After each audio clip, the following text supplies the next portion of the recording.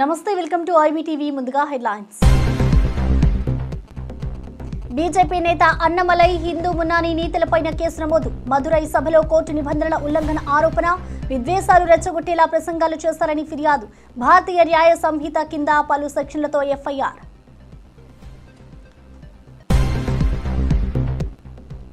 2029 నాటికి పేదరిక నిర్మూలన లక్ష్యమన్న సీఎం చంద్రబాబు 15 లక్షల బంగారు కుటుంబాల లక్ష్యంతో పేదలకు మార్గదర్శకులతో కొత్త ప్రణాళిక వేషమని సీఎం వెల్లడి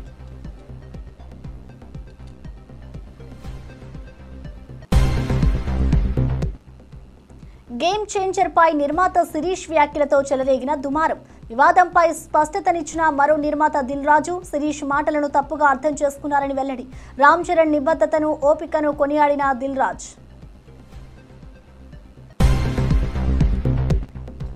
ఆర్ఎస్ఎస్ నిషేధం మాటలతో హిందువులపై దాడి అన్న రామచందర్ హిందూ సంస్థలపై కుట్ర రాజకీయాలు చేస్తున్న కాంగ్రెస్ పై సెక్యులరిజంకు లేదు అన్న బీజేపీ తెలంగాణ అధ్యక్షుడు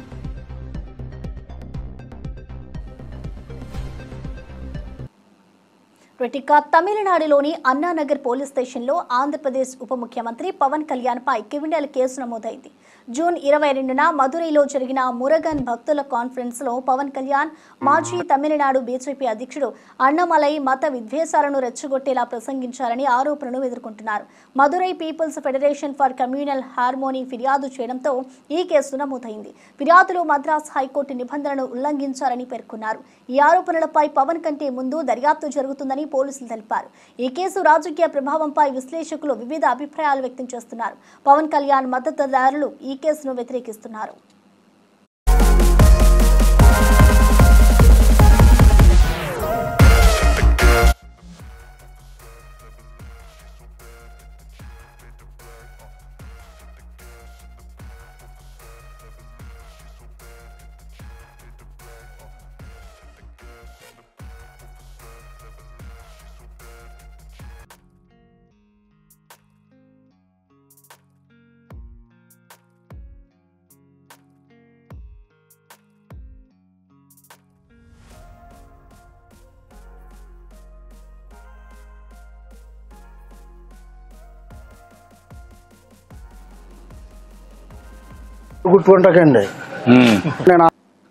తూర్పుగోదావరి జిల్లా కొవ్వూరు నియోజకవర్గం మలకపల్లిలో పేదల సేవలో కార్యక్రమానికి వచ్చిన సీఎం చంద్రబాబు తన కారులో చైర్మకారుడు పోసిబాబును ఎక్కించుకున్నారు ధర్మవరం నుంచి తాళ్లపూడి మండలం మలకపల్లి వరకు పోసిబాబుతో ముఖ్యమంత్రి ప్రయాణం చేశారు కారులో వెళ్తున్న సమయంలో అతని వృత్తి జీవన స్థితిగతులు ఎదుర్కొంటున్న సమస్యలు కుటుంబ నేపథ్యం గురించి సీఎం అడిగి తెలుసుకున్నారు ఇద్దరు అబ్బాయిలు ఒక అమ్మాయి అండి అందరూ ఈ పని చేస్తారా ఎంతమంది పిల్లలు ఇద్దరా ఒక ఇద్దరు అబ్బాయిలు ఒక అమ్మాయి అండి అయ్యారండి ఏం చదివించేవాళ్ళని పాప 10th చదివిందండి అబ్బాయి ఇంటర్ చదివాడండి 2002లో చనిపోయాడండి పెద్ద అబ్బాయి చనిపోయాడు పెద్ద అబ్బాయి అండి రెండో అబ్బాయి ఇంటర్ చదివాడండి ఏదో ఫ్యాక్టరీలో చేసుకుంటున్నాడండి ప్రైవేట్ గానండి ప్రైవేట్ చేస్తా ఒక 8,000 వాళ్ళకి ఇస్తున్నారు పెళ్ళి అయిందా లేదండి 22 సంవత్సరాలు అండి సార్ బాస్కెట్స్ అన్ని అమ్ముతావు నీకు కాస్త దినాన్ని 4 గంటలు పని చేస్తావు ఆరోగ్యం బాగాలేకపోయినా అటువంటిప్పుడు వాళ్ళు కూడా వచ్చి కొంచెం ఆర్థిక సహాయం చేసి నీకు ఆలోచనలు ఇస్తే నీకేమైనా జీవితంలో ఇంకొంచెం మెరుగవుతుందా నేను ఇచ్చేది కాకుండా అవుతుందండి ఓకే ఎక్కడ ఇల్లు ఎక్కడ రండి ఇదంతా మన ఆంధ్ర సంపాదించిందండి ఇవే ఇది లేదా ఇది డోలండి ఇది డోలకండి ఇవన్నీ నువ్వే చేస్తావా నేనే చేస్తానండి చుట్టూరుగా కొడతాకండి ఎవరు నేర్పించారు నీకు ఇవన్నీ నువ్వే నేర్చుకున్నావా లేదంటే మా నాన్న చేసేవాడండి మీ నాన్న చేసేవాడు మా నాన్న దగ్గర నేనండి కొన్ని ఇటువంటి కొత్త కంపెనీ జోళ్ళు తయారు చేస్తాక రాజమండ్రిలో నేర్చుకున్నానండి ఆ జోళ్ళు నేనే తయారు చేశానండి ఇదేంటి ఇది మెటీరియల్ ఏంటి లేదండి ఇది జినుగుదంటే పలసగా తీసేస్తారండి ఎదురు ఇందులోనే చిన్నయండి తెచ్చుకునండి దాని మీద రూపాయి వేసుకుని అమ్ముకుంటాను అనమాట అండి ఒక 50 ఒక 100 వేసుకుని అమ్ముకుంటాను అనమాట వీటికైతే 30, 20 నాకు ఏ సైజ్ సరిపోతుంది మీకు 11, 10 సరిపోతుంది 11 ఉందా ఇదిగోండి 10 అండి ఇది నువ్వేం చేస్తావు? నేనండి మేకలు మేపుకుంటున్నాను. ఎన్ని మేకలు ఉన్నాయమ్మా? 8 మేకలు ఉన్నాయండి. ఇప్పుడాలంటే ఏం చేయాలి చెప్పు. పాత బిల్లు రావాలండి. ఓకే. ఆ కుర్రోడికి ఏమో కొంత ఏదోటి గవర్నమెంట్ జాబ్ కింద పెట్టర్ చేస్తున్నాడండి. ఈయనకు ఆదాయం పెరిగేట్టుగా ఈ అబ్బాయికి ఉద్యోగం ఒకటి, క్యారియర్ లో ఇంకా బెటర్ గా చేయడానికి ఏం చేయాలో వర్కౌట్ చేయాలి. ఫ్యామిలీ నేనే అడాప్ట్ చేసుకుంటాను. ఓకే అమ్మా, గుడ్. యంగ్స్టర్స్ బాగా చదువుకోవాలి కదా, ఐటీఐ చేస్తే ఎట్లా?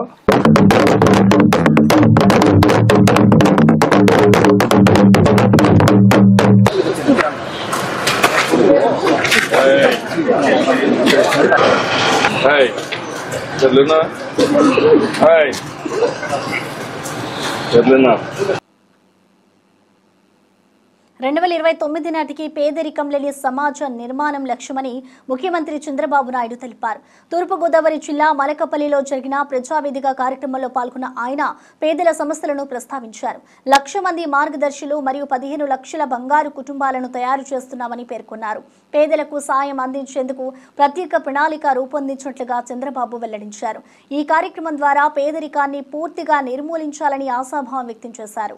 15 లక్షల బంగారు కుటుంబాలని, కనీసం 1,00,000 మంది మార్గదర్శులు తయారు చేసి పెద్ద ఎత్తున టాటా, బిర్లా, అదానీ, మన రాష్ట్రంలో ఉండే జిందాల్ అందరిని పిలుస్తున్నా.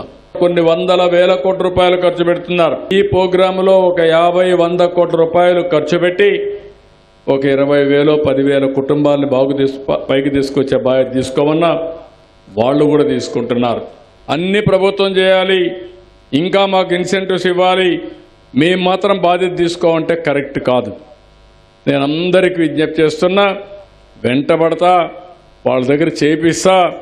ఒకప్పుడు జన్మభూమి చేశాం, మార్పు కోసమే మార్గదర్శి బంగారు కుటుంబం. ఇది ప్రారంభం మాత్రం. ఇది నేను చేయగలిగితే దీనికంటే ఈ జీవితంలో ఇంకొక కోరిక నేను కోరుకోనని చెప్పి కూడా నేను మీకు తెలియజేస్తున్నా. అది చేసి నిరూపించుకుంటా. శ్రీశైలం దేవస్థానం లడ్డూ ప్రసాదంలో బొద్దింక ఉందన్న ప్రచారం అవాస్తవమని దేవస్థానం ఈవో శ్రీనివాసరావు తెలిపారు. కొందరు దురుద్దేశంతో ఈ దుష్ప్రచారం చేశారని ఆయన పేర్కొన్నారు. 3 రోజుల క్రితం లడ్డూ ప్రసాదంలో బొద్దింక ఉందని 4 వ్యక్తులు ఫిర్యాదు చేశారని, అంతకు ముందే ఓ టీవీ ఛానల్కు ఆశ్రయించారని వెల్లడించారు. దీనిపై 2 అధికారులతో విచారణ కమిటీని నియమించి పూర్తి స్థాయిలో విచారణ జరిపి వాస్తవం లేదని తేల్చినట్లుగా వివరించారు. లడ్డూ తయారీ కేంద్రంలో క్రిమి కీటకాలు వచ్చే అవకాశమే లేదని స్పష్టం చేశారు. ఏదైతే ఆరోపణ చేసినటువంటి వ్యక్తులు ఉన్నారో లేదా డిఐటీ ఉన్నారో ముందస్తుగా ఈ పథకం ప్రకారం ఈ యొక్క దేవస్థానాన్ని డిజైన్ చేద్దామనే ఉద్దేశమో, లేకపోతే వాళ్ళు సోషల్ మీడియాలో ఏదైతే సెన్సేషన్ గా ఉన్నారని చెప్పేసి కోరుకునే వ్యక్తులుగా ఉన్నారో మాకైతే తెలియదు. కానీ ఈ యొక్క దేవస్థానం యొక్క లడ్డూ ప్రసాదం దాంట్లో మరి బొద్దింపు వచ్చినట్లుగా వారు దుష్ప్రచారం చేయడం జరిగింది.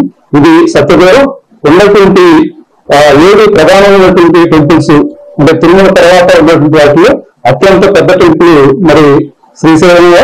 ఈ శ్రీశైలానికి సంబంధించి తిరుమల తరహాలో వీలైనంత వరకు ప్రతి ఒక్క విషయంలో కూడా అత్యంత ఆధునిక సాంకేతిక పరిజ్ఞానం ఉపయోగించి మన లడ్డూ తయారీలో కూడా అన్ని రకాలుగా అదేవిధంగా సిబ్బంది వారు తలకి గ్లౌజ్ వేసుకుంటారు, చేతికి గ్లౌజ్ వేసుకుంటారు. తయారీ కేంద్రం అంతా కూడా ఎప్పటికప్పుడు పరిశుభ్రం చేయొచ్చు. అదేవిధంగా ఫ్యూమిగేషన్ జరుగుతుంది. ప్రతి వారం కూడా శానిటేషన్ సంబంధించినటువంటి ఈ యొక్క ఈ క్రిమికీటకాలు అలాంటివి రాకుండా ప్రతి చర్యలు కూడా తీసుకోవడం జరిగింది. కర్ణాటక మంత్రి ప్రియాంక్ ఖర్గే ఆర్ఎస్ఎస్ పై చేసిన వ్యాఖ్యలపై తెలంగాణ బీజేపీ అధ్యక్షుడు రామచంద్రరావు స్పందించారు. కాంగ్రెస్ పార్టీ కేంద్రంలో అధికారంలోకి వస్తే ఆర్ఎస్ఎస్ ను నిషేధిస్తామని ప్రియాంక్ ఖర్గే అన్నారు. ఇది కాంగ్రెస్ పార్టీ వైఖరి అని, వారి ప్రభుత్వాలు హిందువులకు వ్యతిరేకమని రామచంద్ర పేర్కొన్నారు. కర్ణాటకలో కాంగ్రెస్ పార్టీ హిందువుల వ్యతిరేక భావన పెంచిందని, హిందూ సంస్థలను అణచివేత చేస్తున్నారని విమర్శించారు. అవి అప్రజాస్వామ్యవాదం మరియు సెక్యులరిజం అని 2 పార్టీలు అని ఆయన ఆరోపించారు. The Congress leader Mr. Priyank Kharge in Karnataka has said that if the Congress party comes to center, he will ban the RSS. This is the attitude of the Congress party. That is the reason that why their governments are anti-Hindu. In Karnataka, the anti-Hindu sentiment has been being raised by the Congress party. The Hindus are being suppressed, Hindu organizations are being suppressed, and this mindset they want to express that if the Congress party comes to power in center, they want to ban RSS. So therefore, this is a mindset of they are undemocratic, they are non-secular, they are only vote bank politics believers, and they do only appeasement politics. The Congress leader, Mr. Priyank Kharge, in Karnataka has said that if the Congress party comes to center, he will ban the RSS. Srisailam జలాశయానికి వరద ప్రవాహం కొనసాగుతోంది. జూరాల నుంచి శ్రీశైలానికి 63,156 క్యూసెక్కుల వరద నీరు చేరుతోంది. జలాశయం పూర్తి స్థాయి నీటి మట్టం 885 అడుగులు కాక ప్రస్తుత నీటి మట్టం 875.2 అడుగులుగా ఉంది. జలాశయం పూర్తి స్థాయి నిల్వ సామర్థ్యం 215.8 టీఎంసీలు కాక ప్రస్తుత నీటి నిల్వ 167.7 టీఎంసీలుగా నమోదైంది. శ్రీశైలం కుడి ఎడమ జల విద్యుత్ కేంద్రాల్లో విద్యుత్ ఉత్పత్తి కొనసాగుతోంది. విద్యుత్ ఉత్పత్తి చేసి 35,315 క్యూసెక్కులు సాగర్కు విడుదల చేశారు.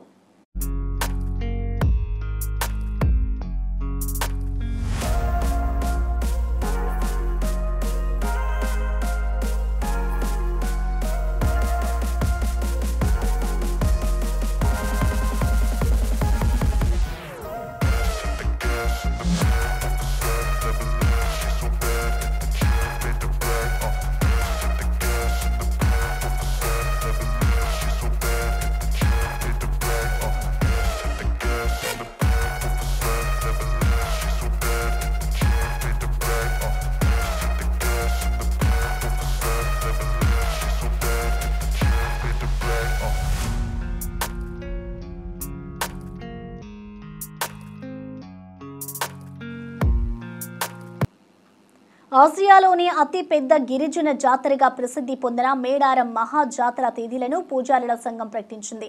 2026 జనవరి 28 నుంచి 31 వరకు ఈ జాతర జరగనుంది. జనవరి 28న సారలమ్మ, గోవిందరాజు, పగిడిద్దరాజు గద్దెలకు విచ్చేస్తారు. జనవరి 29న సమ్మక్క తల్లి చిలకలగుట్ట నుంచి గద్దెలకు చేరుకుంటారు. జనవరి 30న భక్తులు తమ మొక్కులు చెల్లించుకుంటారు. జనవరి 31 సాయంత్రం 6 గంటలకు అమ్మవార్ల వన ప్రవేశం ఉంటుందని పేర్కొన్నారు. ములుగు జిల్లాలోని తాడువాయి మండలంలో ఈ మహా జాతర జరగనుంది.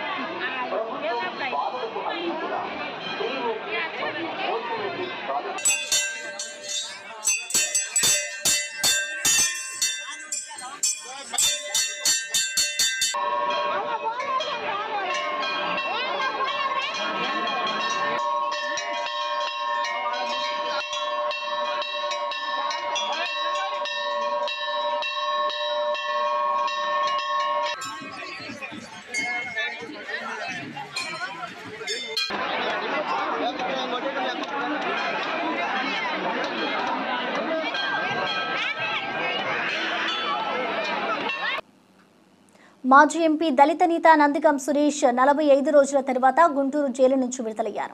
టీడీపీ కార్యకర్త తప్పదాగి నందిగం సురేష్ ఇంటికి వెళ్లి ఇష్టం వచ్చినట్లు బూతులు తిట్టి పోలీసులకు తప్పుడు ఫిర్యాదు చేశారంటూ కేసు నమోదైంది. ఈ నేపథ్యంలో నందిగం సురేష్ జైల్లో ఉన్నారు. దళిత నేతపై ఈ తప్పుడు కేసులు రాజకీయ కక్ష సాధ్యాలు చేస్తున్నారని ఆయన అనుచరులు ఆరోపిస్తున్నారు. చంద్రబాబు నాయుడు మీద విరుచుకుపడుతూ దళిత నేతలపై ఒక విధమైన కక్ష సాధించడమా అని ప్రశ్నించారు. మరణం వరకు జగనన్నతో ఉండాలనేది నా కాన్సెప్ట్. ఆయన మంచిగా చనిపోవాలని మాత్రమే కోరుకుంటా ఉన్నాను. ఎవరెన్ని కష్టాలు పెట్టినా, ఎవరెన్ని బాధలు పెట్టినా. మా మాజీ పార్లమెంటు సభ్యులు వైఎస్ఆర్ కాంగ్రెస్ పార్టీ నాయకులు అయినటువంటి నందిగం సురేష్ గారు 42 రోజుల తరువాత గుంటూరు కారాగారం నుంచి బెయిల్ మీద విడుదల కావడం జరిగింది. ఇంతకు ముందు కూడా సుమారుగా 145 రోజుల పాటు ఇంతకు ముందు కూడా ఇదే కారాగారంలో ఉండటం జరిగింది. తెలుగుదేశం పార్టీ అధికారంలోకి వచ్చిన తర్వాత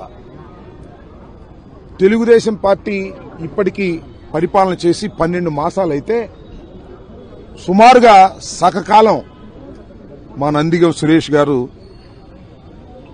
జైల్లోనే గడపవలసినటువంటి పరిస్థితి ఏర్పడింది. నిజంగా తప్పు చేసి జైల్లో గడపాల్సిన పరిస్థితి వస్తే పెద్దగా బాధపడవలసిన అవసరం లేదు. కానీ కేవలం రాజకీయ కక్షతో, ఫాల్స్ కేసెస్తో మరి నందిగం సురేష్ గారి మీద కక్ష గట్టి జైల్లో పెట్టేటటువంటి కార్యక్రమం చంద్రబాబు నాయుడు గారు, లోకేష్ గారు చేస్తున్నారనేది మా అభియోగం. చంద్రబాబు నాయుడు గారి సుపరిపాలనకు తొలి అడుగంట. ఈ తొలి అడుగులో 2 సార్లు జైలుకి వెళ్లాడు మా సురేష్ గారు. ఈ తొలి అడుగులో ఇక్కడికి సుమారుగా 15 సార్లు వచ్చా నేను ఎవరినైనా రిసీవ్ చేసుకోవడానికి. అందరూ ఎవరు? వైఎస్ఆర్ కాంగ్రెస్ పార్టీకి చెందినటువంటి నాయకులు. ఫాల్స్ కేసెస్ పెట్టి కారాగారంలో బంధించి భయపెట్టాలనేటువంటి ప్రయత్నం చంద్రబాబు నాయుడు గారి సుపరిపాలనలో జరుగుతున్నది. ఎప్పుడు లేదు ఇది. నేను 89లో రాజకీయాల్లోకి వచ్చా. అప్పటి నుంచి ఇప్పటిదాకా చూస్తున్నా ఏ ప్రభుత్వము కూడా ఇంత దారుణంగా వ్యవహరించినటువంటి పరిస్థితులే లేవు. పుట్టుకతోనే లివర్ సమస్యతో బాధపడుతున్న 6 నెలల చిన్నారికి మంత్రి నారా లోకేష్ వైద్య సాయం అందించారు.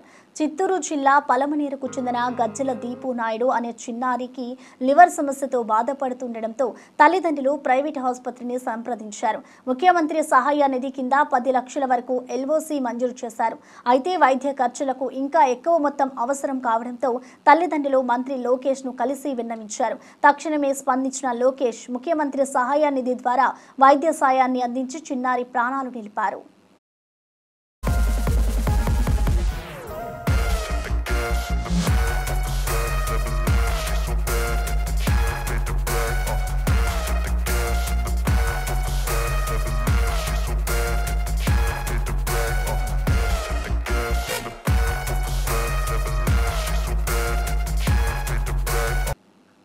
పల్నాడు జిల్లా మాచర్ల క్రాస్ రూట్ వద్ద రవాణా శాఖ అధికారులు విస్తృత తనిఖీలు చేపట్టారు. పలు స్కూళ్లకు చెందిన బస్సులు, ఇతర వాహనాలను పరిశీలించారు.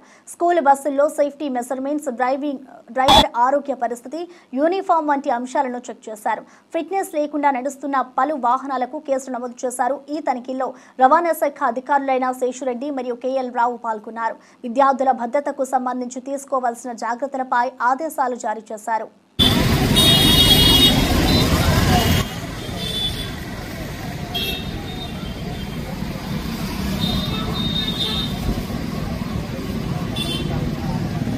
దాచేపల్లి పట్టణంలో తిరిగే ఆటోలు ప్రతి ఒక్కరు కూడా డాక్యుమెంట్లు కలిగి ఉండాలి, ఇన్సూరెన్స్ కలిగి ఉండాలి, ఫిట్నెస్ కలిగి ఉండాలి, లైసెన్స్ కలిగి ఉండాలి. ముఖ్యంగా స్కూల్ పిల్లలను తోలే వాళ్ళు ఆదూరు నుంచి పోకూడదు.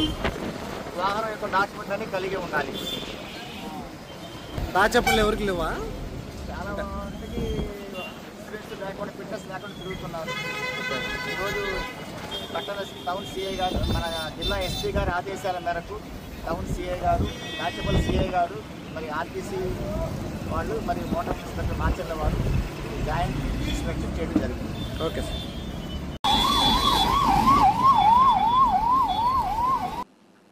గేమ్ చేంజర్ ప్రస్తావన లేకుండా ఏ ఇంటర్వ్యూ జరగడం లేదని ప్రముఖ నిర్మాత దిల్ రాజు తెలిపారు. జనవరి నుండి చిత్ర పరిశ్రమలో ఎన్నో ఫ్లాప్లు వచ్చినప్పటికీ గేమ్ చేంజర్ గురించి ఎదురు చూస్తున్నామని అన్నారు.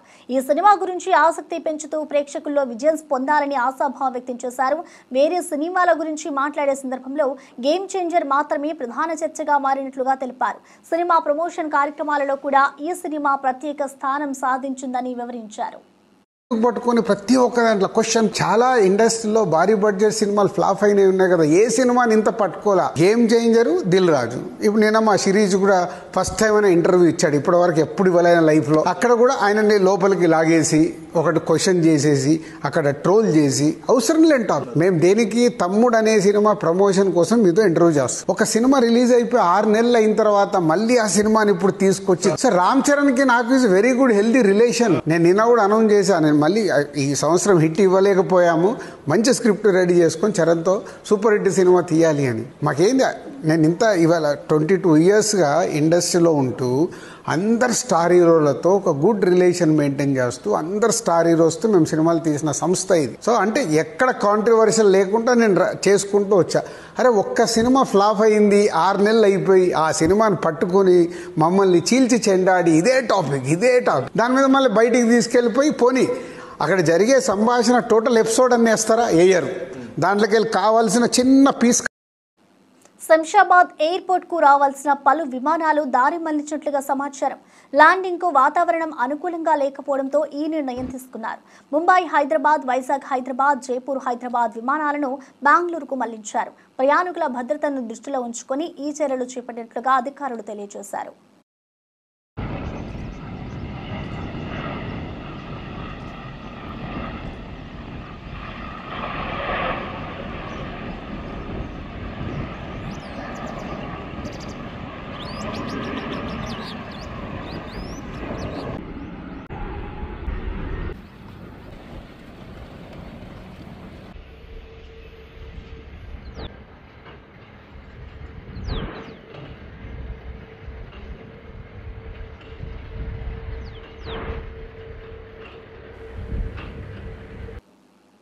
పేలుడు ఘటనలో 36 మంది మృతి చెందినట్లు మంత్రి దామోదర రాజనరసింహ ప్రకటించారు.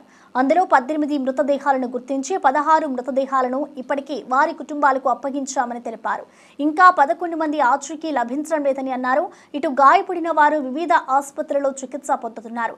ఈ సంఘటనపై దర్యాప్తు కొనసాగుతోంది. బాధితుల కుటుంబాలకు ప్రభుత్వం అన్ని విధాల సహాయం అందిస్తుందని మంత్రి హామీ ఇచ్చారు.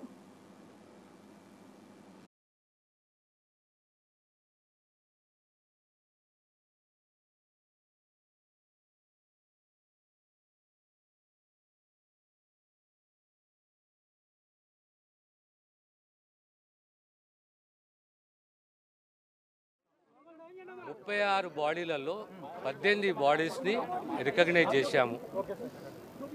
ఆల్మోస్ట్ 16 బాడీలు పంపించాము, ఇంకా 2 పంపిస్తాము. ఇంకా 18 బాడీస్లో డిఎన్ఏ టెస్ట్ కొనసాగుతున్నది. మిగతా మీకు తెలుసు, ధ్రువల, ప్రణామ్లో, పానిసియాలో, స్టార్ హాస్పిటల్లో, యశోదల అన్నిట్లో అంతా స్టేబుల్ ఉన్నారు. 2 పేషెంట్లు తప్ప ఇంకా 11 మిస్సింగ్ ఉన్నారు. 36 మంది 11 మిస్సింగ్ ఉన్నారు. మిస్సింగ్కు సంబంధించి అంత డెబ్రీస్ క్లియర్ చేసిన తర్వాత ఇక్కడ కూడా ఆచూకీలో ఇది ఇక్కడ కూడా మాకు మిస్సింగ్ 11. ఇక్కడ మాకేమి ట్రేస్ అవుతలేదు. అయినా మా స్టేట్ డిజాస్టర్ ఫోర్సే కానీ అందరూ ఆ పనులనే ఉన్నారు. ఇంకొక మధ్యాహ్నం వరకు కూలికి వస్తుంది. ఇంకోటి మా దగ్గర లిస్ట్ ఉన్నది, 47 మంది అంత లిస్ట్ ఉన్నది. ఈ ఏడాది డిసెంబర్ 9 లోపు 7,000 పడకల ఆసుపత్రులను అందుబాటులోకి తెస్తామని తెలంగాణ సీఎం రేవంత్ రెడ్డి తెలిపారు. తెలంగాణ ప్రభుత్వం ఆధ్వర్యంలో ప్రైవేటు ఆసుపత్రులకు ధీటుగా ఆసుపత్రుల నిర్మాణం జరుగుతోంది. ఆసుపత్రిలో అవసరమైన వసతుల ఏర్పాటుకు ప్రత్యేక కమిటీని ఏర్పాటు చేశామని ఆయన వెల్లడించారు. ఈ కొత్త ఆసుపత్రులు ఆరోగ్య సేవల పరిశ్రమలో గొప్ప మార్పులకు దారితీస్తాయని రేవంత్ రెడ్డి పేర్కొన్నారు. ప్రజలకు మెరుగైన వైద్య సేవలు అందించడమే లక్ష్యంగా ప్రభుత్వం ప్రజల సహకారంతో ముందుకు సాగుతుందని ఆయన ప్రజలకు హామీ ఇచ్చారు. చదువుకోవడానికి సరైన వసతులు కల్పించడంతో వాళ్ళు వన్ ఆఫ్ ద బెస్ట్ డాక్టర్స్గా వాళ్ళు నేర్చుకోవడానికి అవకాశం ఉంటుందని, అదేవిధంగా నిమ్స్లో కొత్తగా న్యూ బ్లాక్ను ఒక 2000 బెడెడ్తోని నిమ్స్లో ఒక కొత్త బ్లాక్ను మనం స్టార్ట్ చేసుకుంటున్నాం. అదేవిధంగా వరంగల్లో ఇంకొక 2000 బెడెడ్ హాస్పిటల్ని మనము నిర్మించుకుంటున్నాం. ఆల్మోస్ట్ కంప్లీట్ అయ్యే స్టేజ్లో ఉంది. అదేవిధంగా టిమ్స్ అల్వాల్ సికింద్రాబాద్లో అల్వాల్లో ఇంకొక 1000 బెడెడ్ హాస్పిటల్ని మనం కట్టుకుంటున్నాం. అదేవిధంగా ఎల్బీ నగర్లో కూడా ఇంకొక 1000 బెడెడ్ హాస్పిటల్ని కట్టుకుంటున్నాం. సనత్ నగర్లో ఇంకొక 1000 బెడెడ్ హాస్పిటల్ని కట్టుకుంటున్నాం. ఇవన్నీ దాదాపుగా ఒక ఉస్మానియా హాస్పిటల్ కంప్లీట్ చేయడానికి 2.5 years పట్టొచ్చు.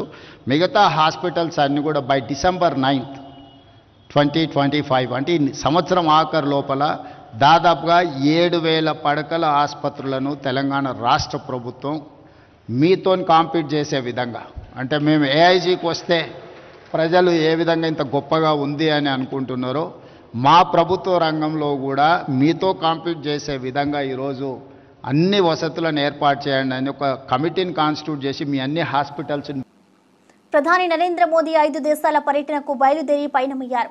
ఆయన Ghana, Trinidad and Tobago, Argentina, Brazil, Namibia దేశాల్లో పర్యటించనున్నారు. ఈ పర్యటనలో భాగంగా తొలుత ఘనా చేరుకుంటారు. జూలై 2, 3 తేదీల్లో ఘనా అధ్యక్షుడు జాన్ ద్రమని మహామా ఆహ్వానం మేరకు ఆయన ఘనా పర్యటన సాగించనున్నారు. అనంతరం ట్రినిడాడ్ అండ్ టొబాగోకి వెళ్లి ఆ దేశ అధ్యక్షుడు ప్రధానులతో ద్వైపాక్షిక చర్చలు జరుపుతారు. తర్వాత అర్జెంటీనా రాజధాని బ్యూనస్ ఎయిర్స్ చేరుకొని అక్కడి నేతలతో సమావేశమవుతారు. భారత ప్రధాని అర్జెంటీనాలో పర్యటించడం 50 ఏళ్ల తర్వాత జరుగుతోంది.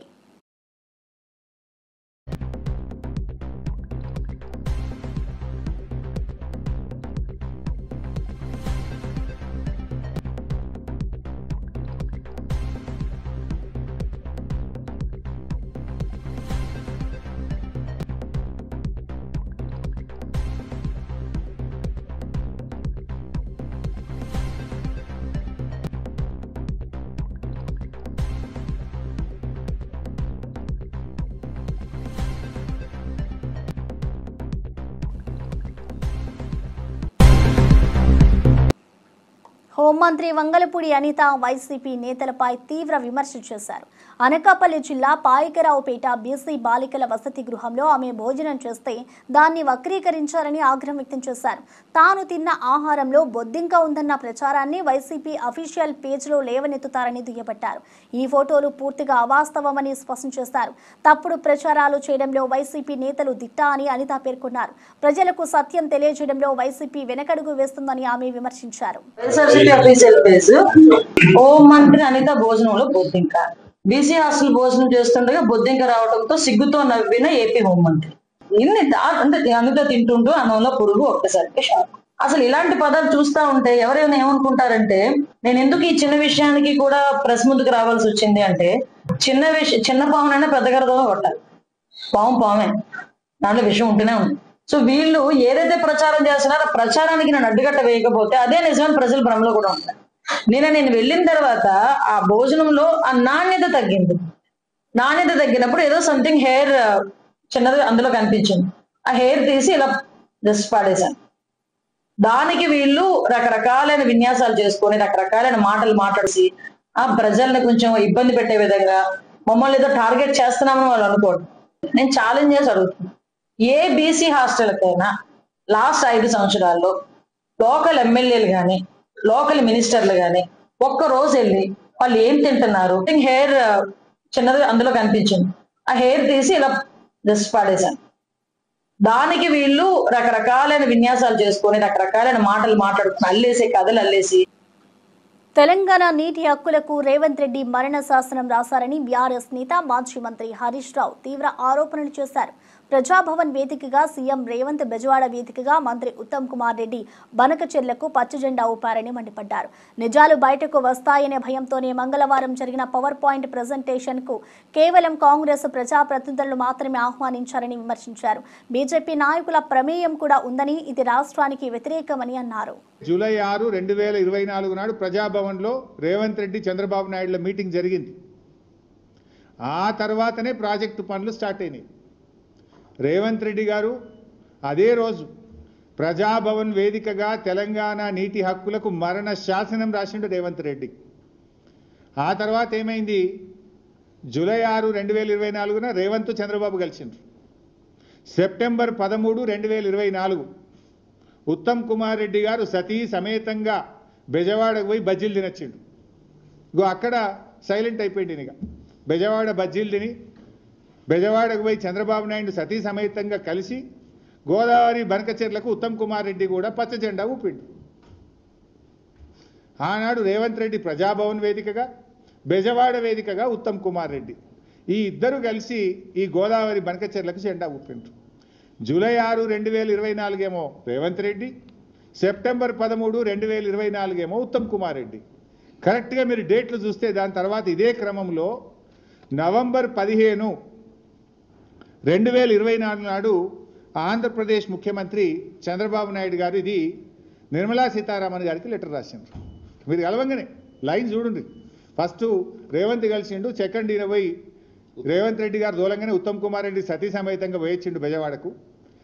ఈయన సెప్టెంబర్లో పోగానే నవంబర్లో నవంబర్ నెలలో మన చంద్రబాబు నాయుడు గారు నిర్మలా సీతారామన్కు గోదావరి బనకచెర్ల ప్రాజెక్టుకు డబ్బులు ఇవ్వండి అని చెప్పి రాశాడు. దీని తర్వాత మళ్ళీ డిసెంబర్ నెలలో 80,000 కోట్లు ఇవ్వండి మాకు అని చంద్రబాబు నాయుడు గారు డిసెంబర్లో నిర్మలా సీతారామన్ గారికి ఉత్తరం రాశారు. నవంబర్లోటి, డిసెంబర్లోటి. ఇవి బులెటిన్ అప్డేట్స్ చూస్తూనే ఉండండి IBTV.